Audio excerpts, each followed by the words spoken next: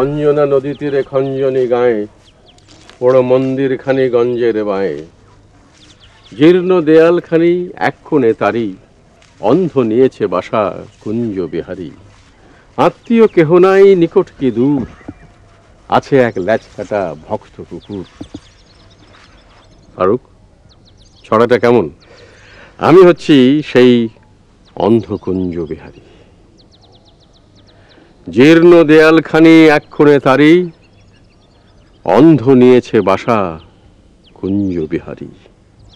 আত্মীয় কেহ নাই নিকট কি দূর, আছে এক ল্যাচকাটা ভক্ত কুকুর। স্যার, এই লেজ কাটা কুকুরটা কি আমি?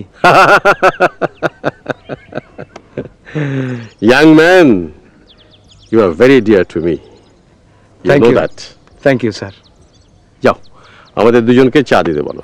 জি স্যার।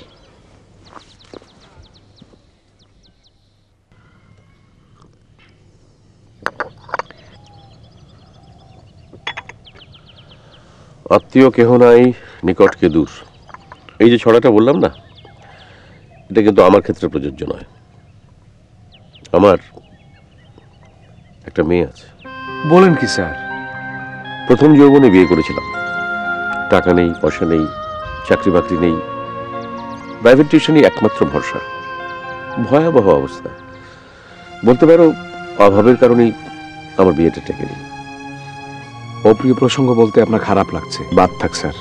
না, শোনো, তোমাকে আমার সবকিছু বলার প্রয়োজন আছে। আমার স্ত্রীর সঙ্গে আমার ডিভোর্স হয়ে যায়, বাচ্চা মেয়েটাকে নিয়ে সে আলাদা হয়ে যায়। সে আবার বিয়ে করে, আমার সঙ্গে তাদের কোনো যোগাযোগ নেই। দীর্ঘ 22 বছর পর মেয়েটাকে দেখতে আবার ইচ্ছে করছে। কেন বলো তো? বলতে পারছি না স্যার। আমিও বলতে পারছি না। আমার মেয়েটা কিন্তু আসছে। তাই নাকি স্যার? আমি তাকে চাকরি দিয়ে এখানে নিয়ে আসছি। সে কিন্তু জানে না আমি তার বাবা। ইন্টারেস্টিং না?